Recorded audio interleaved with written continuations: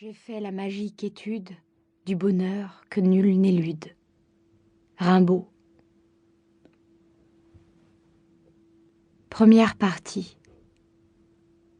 Le printemps. Chapitre 1er.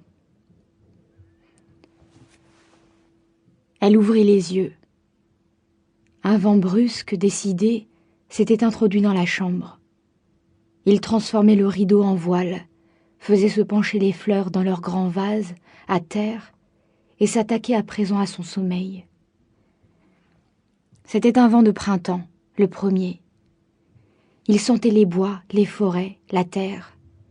Il avait traversé impunément les faubourgs de Paris, les rues gavées d'essence, et il arrivait léger, fanfaron, à l'aube, dans sa chambre, pour lui signaler, avant même qu'elle ne reprît conscience, le plaisir de vivre. Elle referma les yeux, se retourna sur le ventre, chercha de la main, à tâtons, sa pendule par terre, le visage toujours enfoui dans l'oreiller. Elle avait dû l'oublier, elle oubliait toujours tout. Elle se leva avec précaution, glissa la tête par la fenêtre. Il faisait sombre, les fenêtres en face étaient fermées. Ce vent n'avait aucun sens commun de circuler à cette heure-là.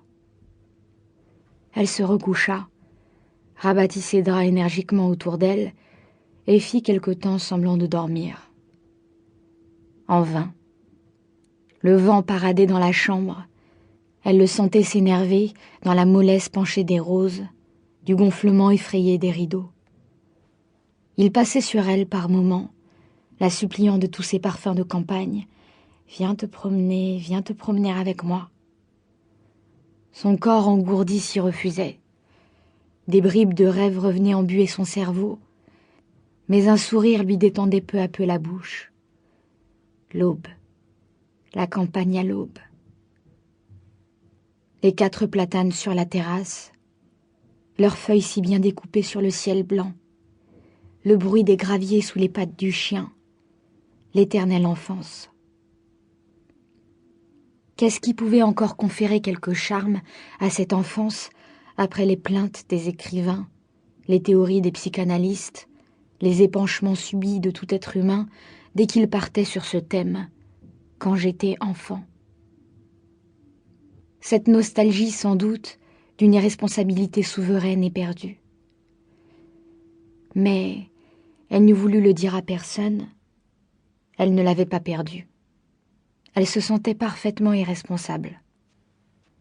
Cette dernière pensée la mit debout. Elle chercha de l'œil sa robe de chambre et ne la trouva pas. Quelqu'un avait dû la ranger, mais où? Elle ouvrit les penderies en soupirant.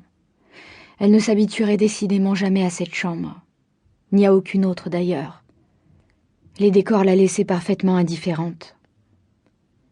C'était pourtant une belle pièce, haute de plafond, avec 2 grandes fenêtres sur une rue de la rive gauche et une moquette bleu-gris, douce à l'œil et aux pieds. Le lit semblait une île, entourée de 2 uniques récifs, la table de nuit et une table basse entre les 2 fenêtres, chacune très pure de style, d'après Charles. Et la robe de chambre enfin découverte était en soie, et le luxe une chose très agréable en vérité. Elle passa dans la chambre de Charles. Il dormait, les fenêtres fermées, sa lampe de chevet allumée, et nul vent ne le dérangeait jamais. Ses somnifères étaient bien rangés près de son paquet de cigarettes, son briquet, son réveil fixé à 8 heures et sa bouteille d'eau minérale.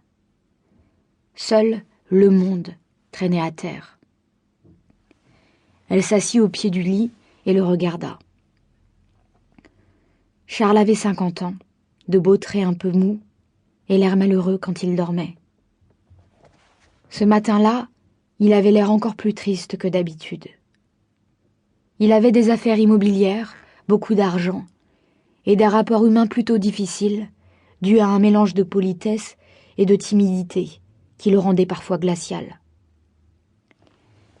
Il y avait 2 ans qu'ils vivaient ensemble. Si l'on pouvait appeler vivre ensemble le fait d'habiter le même appartement, de voir les mêmes gens et de partager parfois le même lit.